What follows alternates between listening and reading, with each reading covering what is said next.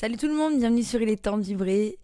Je vais faire votre 7e tirage de la chaîne. Alors cette semaine, on a décidé de tirer au sort. Du coup, je vais commencer direct par tirer au sort. Si vous n'êtes pas encore abonné, abonnez-vous. Ça soutient l'algorithme, ça aide la chaîne. Et puis, il y aura encore plein de super contenus que je vais faire sur l'astrologie, sur le tarot et comment on les utilise. Voilà, aujourd'hui, on va faire les Sagittaires. Expand. Alors, n'oubliez pas que mes tirages sont intemporels, c'est-à-dire que vous pouvez les regarder à n'importe quel moment. Si ce message résonne avec vous, c'est peut-être qu'il est pour vous. Je vais commencer par tirer une carte d'oracle. Mes cartes de tarot seront placées en énergie générale, challenge, force, faiblesse et potentielle finalité.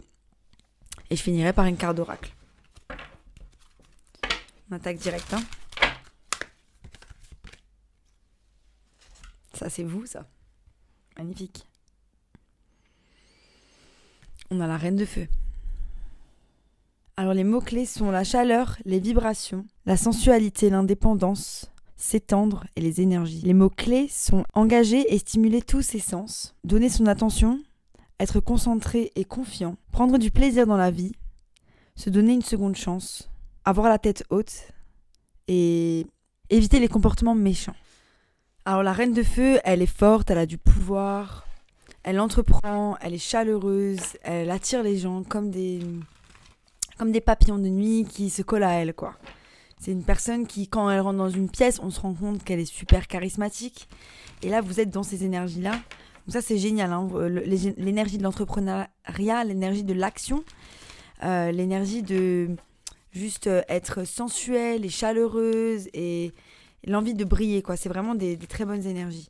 On va voir ce que le tarot nous dit.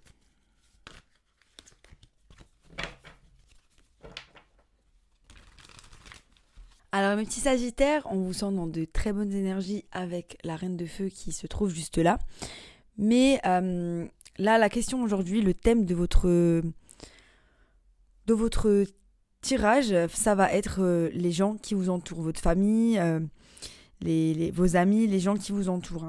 Donc pour commencer, pour l'énergie générale, j'ai le 10 de Pentacle. Et donc là, j'ai l'énergie de la famille, de l'abondance financière, de la sécurité, du patrimoine, des choses qu'on a construites avec sa famille. Ça peut être aussi votre famille, votre père, votre mère, tout ce qui est en lien avec ça, quoi. Et c'est clarifié par le 6 de coupe. Donc il y a un élément qui désigne cette carte, enfin le 10 de Pentacle, comme quelque chose qui est du passé. Donc il y a des choses que vous devez regarder. Vous devez travailler dessus et faire un travail sur votre enfance. Et c'est en lien avec votre famille. Pour certains, il faut qu'une certaine dynamique familiale soit considérée comme du passé. C'est-à-dire qu'il y a eu une dynamique familiale dans laquelle vous étiez, un mariage, une relation. Vous étiez peut-être avec quelqu'un et du coup, vous étiez proche d'elle et de sa famille ou de lui et de sa famille, et là maintenant c'est fini, et du coup il y a quelque chose qu'il faut que vous laissiez derrière vous maintenant, hein. On vous demande vraiment de vous concentrer là-dessus. Vous êtes dedans, j'ai l'impression, vous n'en avez pas vraiment conscience, et vous n'avez pas vraiment conscience des obstacles que ça peut engendrer. Donc peut-être que de garder quelqu'un très proche de vous, en fait si vous voulez, les personnes qu'on rencontre, on les rencontre jamais par hasard. C'est-à-dire que chaque personne qu'on rencontre, on a un cycle karmique qu'on doit réaliser avec eux. Une fois que ce cycle karmique est terminé, l'univers, il nous les enlève. C'est comme ça. Et très souvent, bien souvent, tout le monde, on va dire, continue de nourrir des énergies, des personnes, des relations qui ont fait leur usage. Il y a quelque chose qui vous ramenait à de la sécurité qui a fait son usage, et aujourd'hui, c'est déjà considéré dans le passé, dans vos énergies, mais vous n'arrivez pas à le dire au revoir. En challenge, du coup, vous avez la tempérance et le 8 de coupe. Donc là, on rentre dans le vif. La tempérance, c'est l'idée justement de guérir et de retrouver son équilibre. La tempérance, c'est vraiment l'énergie de... Vous voyez comme vous avez une genre de flaque et que vous venez, que vous la remuez comme ça, et qu'il y a plein de petits... il y a de la boue qui remonte, il y a plein de choses qui remontent. La tempérance, c'est l'énergie de au moment où toutes ces choses-là, en fait, elles redescendent. Et Et ça vous laisse le temps, justement, ça calme un peu les énergies quand vous prenez la tête avec quelqu'un, que chacun prend du temps de son côté pour se calmer, pour faire le point, pour bien réfléchir à ses besoins, à comment il va exprimer les choses dans une situation. C'est ça en fait. Et là, on vous dit que la tempérance, elle va vous pousser à tourner le dos à une situation. Alors, tourner le dos à une situation, ça ne veut pas forcément dire tout quitter, ne plus parler aux gens.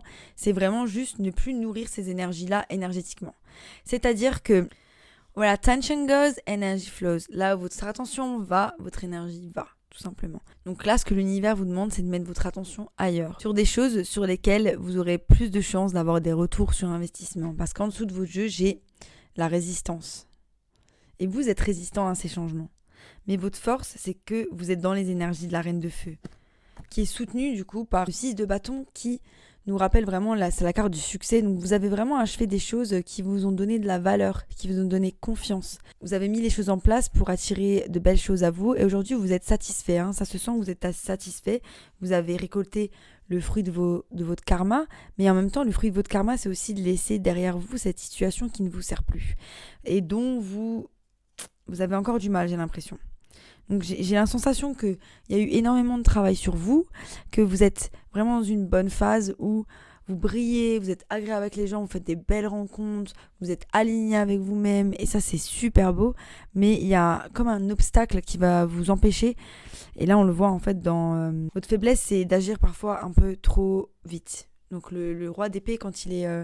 le chevalier d'épée quand il est en position de faiblesse, c'est vraiment un chevalier qui il fait des trucs, il est super rapide, il est un peu immature, il réfléchit pas avant de faire ça, et après paf, il se prend un revers de la médaille, il comprend pas trop pourquoi.